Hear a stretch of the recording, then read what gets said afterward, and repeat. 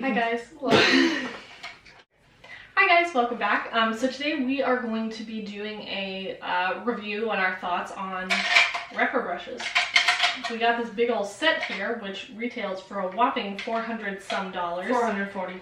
We got it on sale. They have a lot of sales, from what I've been told. I've been seeing them all over the internet. Okay, the second I was like, ooh, Rephr brushes, those seem kind of cool. Everywhere. I hate Google for that. But I know that Teresa is dead, uses them a lot. Kinky Sweat. Kinky Sweat, not Kiki.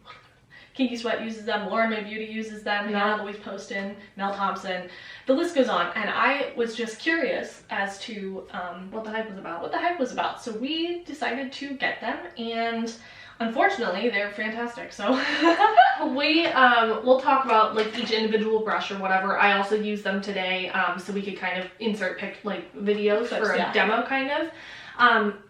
Something about these brushes is so incredibly special. Like the shapes of them are just a little bit more unique than others we own. The density of them is, I think, the difference. I don't know how to explain it, but when you're like the eyeshadow brushes, like the big fluffy one, when you're blending it out on your eye, like you can feel the difference in density versus like a Morphe fluffy brush.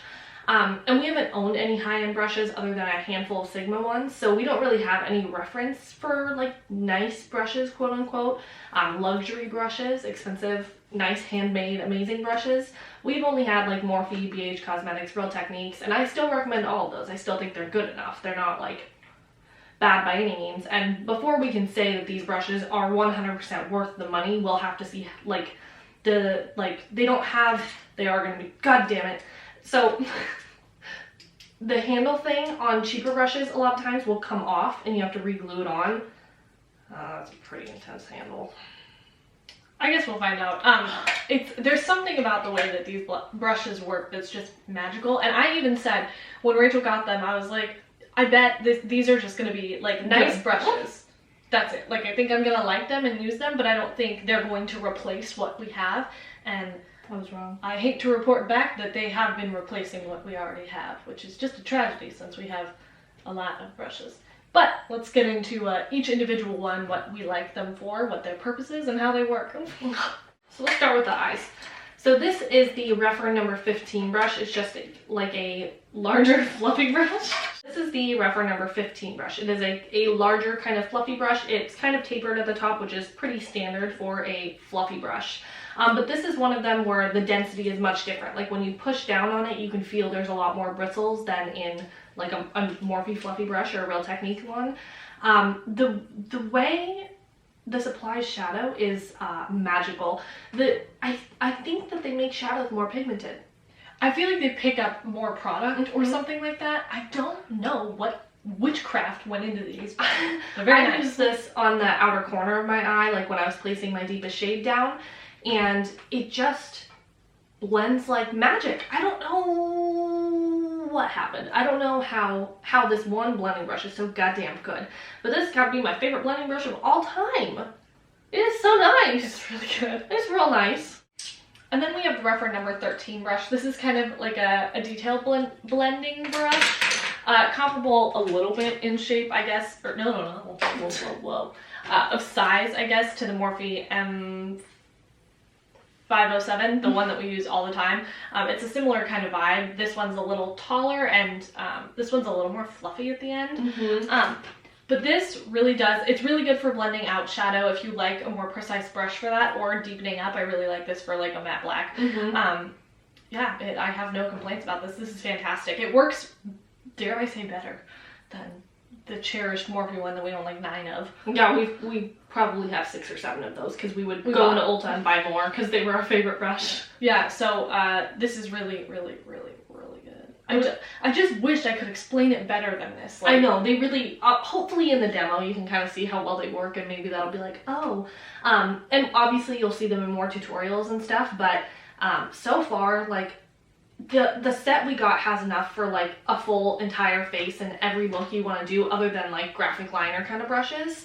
And there wasn't a brow brush, but overall, like, those are the only brushes we need. So this is the Rephr number 16 brush. It's a little bit bigger, just a little bit bigger than the number 15. It's like taller and fluffier. This one I just used to add like a kind of like a brow bone highlighter, like a cream satin kind of shade all over my brow bone, kind of, to diffuse the pink I had laid down. This one is really nice. I prefer the 15 over the 16, but this one would be really good if you want to blow something out. Or if you're like a transition shade sort of person, you might like a bigger brush for that. Yeah, we don't really do transition shades. Like we do, but not in the typical order, not like the lay down the lightest shade and then the medium shade and then the darkest. We normally work from darkest up or mid-tone darkest up. So, but this one's a really nice brush just to diffuse the edge. Again, I do prefer the 15, but I'm happy to have the 16, and this is a really good one for like really grungy looks. Like if you just want to like, you know, slap a shadow on, this one's really great for that. This is the number 1 brush. This is the one we wanted the most. This one's kind of strange. It's kind of like a triangle, like a fluffy triangle. It's very pointed at the end, so I wasn't sure because I don't always like when a brush has that kind of tip, so it's like very defined in one area.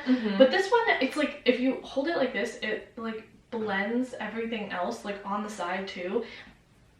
It's lovely. Mind-boggling. It's also nice for like shade. It's also nice for like packing a matte shadow on the lid. Like it works really well that way as well. It's a very strange brush shape. Like I wouldn't expect to love this so much, but very nice. No complaints. This is the Rephr 02 brush. It's just like a flat packer brush.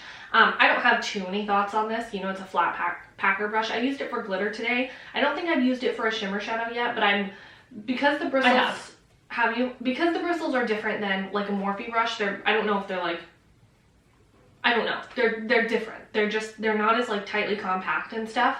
I wonder if certain shimmer shades that are harder to pick up on a brush would pick up better with this one. I'll have to test that theory, but just based on the way it picked up the glitter, and you know, she said she used it with a shimmer shade, I kind of think that may be the case. I think this one would pick up shimmer better than like one of those like the MAC synthetic like flat brushes, you know, that people used to use all the time, because it's a little bit fluffier, so it actually has some like grip to it. Yeah. And this is the Rephr number 14 brush. It's a little more similar to the, is this the 13? Yeah, the 13. It's just a bigger version of the 13. So it's still more of a detailed kind of blending brush, but it's just a little taller. So it has a little more flimsiness to it almost. More fluff. So this one's going to be better for really deepening things, like packing it out. This one might be better for blending the edges. I normally like a more soft brush for that. It looks like you used it on you said you used it on your lower lash line. Yeah, I used it on my lower lash line. And it's also, detailed brushes are also good for a lower lash line work, so. This is the Rephr number 12. It's like a very like chunky kind of pencil brush. It's like a domed kind of shape. So this one would be good for like either blending out the edges or deepening again, or even inner corner highlight, because we like a thick inner corner highlight. It kind of reminds me of this old one from Sonia Kashuk. I use this one a lot for like a big inner corner highlight or for my deepest shade, like packing it on before I start blending everything else out. That's one of my favorite ways to use that, so this will probably be more used that way on mine.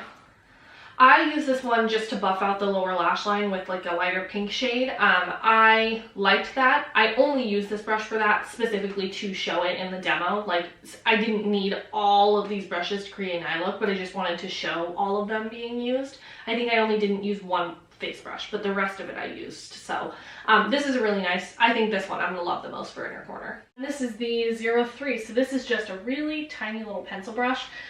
Most people might want this on their inner corner. I like a big blown out, you know, like pinky finger kind of inner corner highlight. This one probably is gonna be best for me, like really detailed like smudging shadow on the lash line or lower lash line, or really deepening, like if I'm doing a cut crease like up in here. It's just a nice little detailed brush that I used on my inner corner.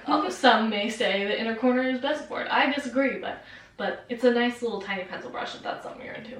So those are all the eye brushes. Magical. I really love the eye brushes. Nice. Okay, so first face brush I use, this is the Rephr number 17 brush. It's just a little flat top brush. Now, I didn't know how I would feel about this because it's so small that I was like, eh. So first I used it for concealer. I had never done that before today. I'd been using it for cream bronzer, but I wasn't going to use cream bronzer today. So I thought, we'll try it out for foundation and concealer.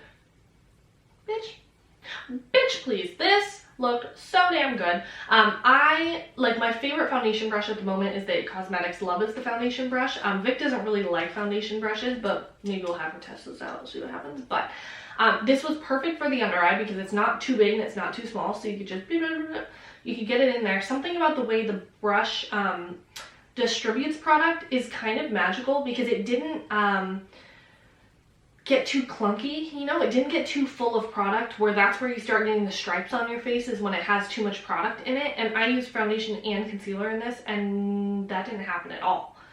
So I normally when I use a foundation brush, I go over with whatever sponge is laying around, normally it's dry, and I go over my nose and under eyes because those areas I don't want too much product on, whereas like, you know, the sides of my face, I'm like, okay, if there's too much product, it's no big, but like my nose is very obvious. This looked amazing on my nose. I didn't even go over with a sponge, so I'm excited to keep trying this out for foundation and concealer. Maybe it was just a really good skin day. I had really good This one is the one that hasn't been tested thoroughly, so yeah, we need to use this more. But it also works really well for cream contour because it's really small. And this is the 05 brush. She used it for bronzer today. I've used it for cream bronzer and blush and all that as well. It's a nice brush. It's a little bit like, what's that brush? There's that big old Morphe Jack Nicole brush. So it's from the original set. Yeah, so this one's a little bit smaller, obviously, and a little more, I don't know, a little less fluffy. It's a little more, yeah, dense, I guess would be the word, but I don't want to say dense. It's not super dense, but it just diffuses things really well. It works with creams and powders, which I can appreciate. Not all brushes are created equal in that sense. Some of them do not work with creams whatsoever. This one does, which is just a blessing since we wear so many creams. So this is the 20, the number 20, right? Unless I'm reading it. Yep, 20. 20. Well, I was like, is it 02? I know Nope. that wouldn't make sense. This is just a fan brush.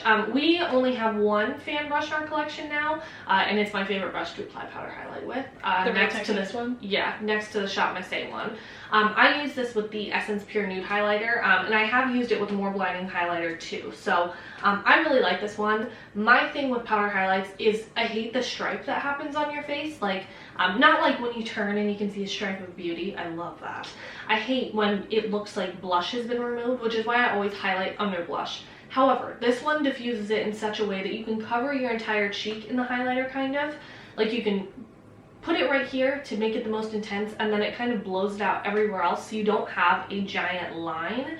It's like, it's not too flimsy for a fan brush because there's some fan brushes that have like 6 hairs and they're very uncomfortable to look at to me, like the e.l.f. one. But this one's got a nice like thick amount of hairs, so it would probably be good for like contour too if you really wanted something intense. But I actually quite enjoyed this brush. It probably won't be like my most used brush out of the collection because I prefer a cream highlighter. And a lot of people do like, well, a lot of people, Samantha Ravenel does like blush with a fan brush. I haven't tested that with this one yet, but I wouldn't be against it.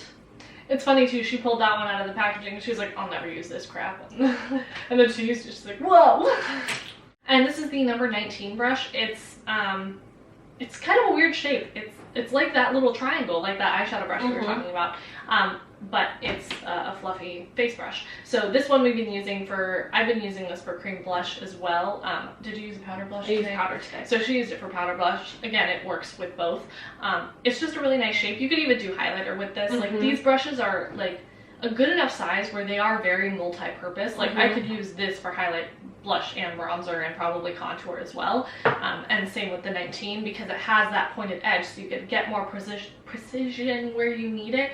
But you also have the fluffiness that you can go on the side and do all that with. Rephr 04. How? I was baffled when I used this brush. This is a angled contour brush. It's not super sharply angled. It's very like dome angled. It's like very just like dome angled. I don't know. Wow. Nothing has ever applied contour so beautifully in this life. It hasn't. We tend to have an issue with, like, I'll get a patch where I apply contour, and I always just attribute that to my base being too sticky. But even when I powder those areas, I get a patch, but I can't, like, just put contour on and not blend it out. So it's like, what do, you know? That do.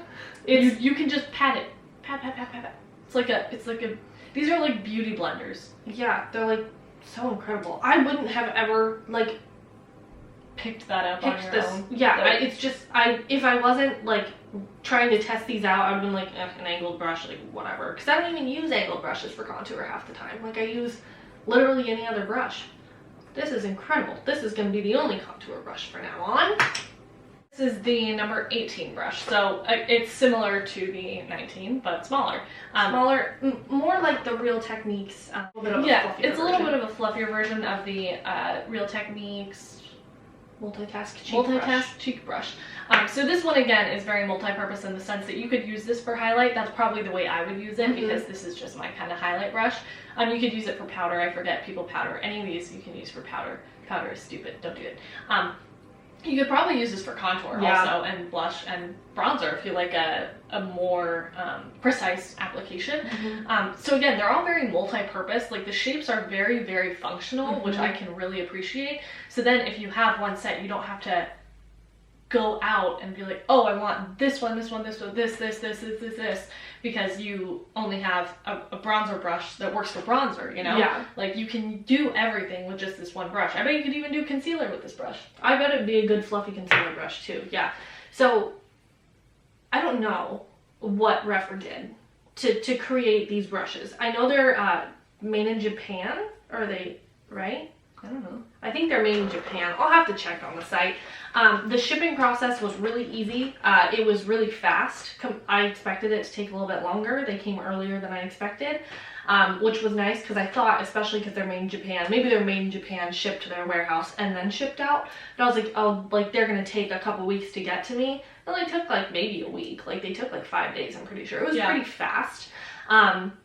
The order experience was super easy. It's $440 brush set. I got it on sale for $220. It was 50% off. So that was what pushed me to buy them because they were on sale. And I'd wanted Smith brushes for a very long time, but they've been out of stock for 6 to 7 years. So I haven't been able to get any.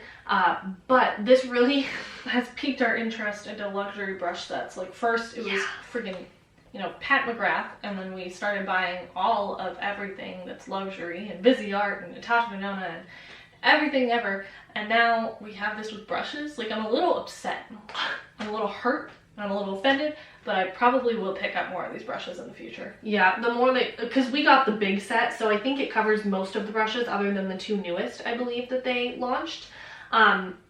But I will say, I mean, these are amazing brushes so far. I am so glad we bought them. I have no regrets, no qualms, no nothing. But if you're watching this video and you're somebody that doesn't have a lot of brushes, you don't need an expensive brush set to start out. You don't.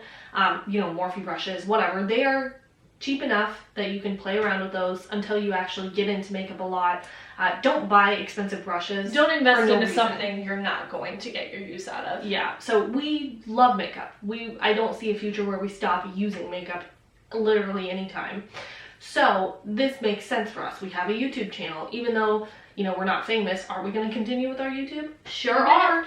So it makes sense to have nice brushes, but don't feel you have to get nice brushes to have a nice application, because I'm pretty sure our application was nice before this. Prior to this. It just makes it like just that much easier and just that much more enjoyable, like the experience of the brushes. I feel similarly about these as I do to, you know, Pat McGrath or Natasha Denona. Like, is it worth it? You have to decide that for yourself. Like, for us, even a Pat McGrath palette that we use a couple times a year, we still think it is worth it because we just love looking at it and the textures and the experience of it, you know. But if that's not something that matters to you, then get a Real Techniques brush set. Like, this is not slamming other brushes. We got AOA brush sets from Shop Miss A that we've been $10 that we love. Like, they're really great, especially for being so cheap. Rephr brushes are 100 times better than that, but those weren't bad to begin with. I can't emphasize that enough. Do you need these? That's up to you. We are just here to provide you the information and the experience that we had with it. So for me, will I buy more of these? 100% yes. It won't be tomorrow, but it will be in the future because I'm blown away by these. I would like to buy some doubles of some of the eye brushes for sure. I will try and update you guys in future videos while we can. The biggest thing for me is how well brushes hold up, and obviously we're not going to know about that until we have these for a while. So, you know, I want these to last a good 5 or 6 years.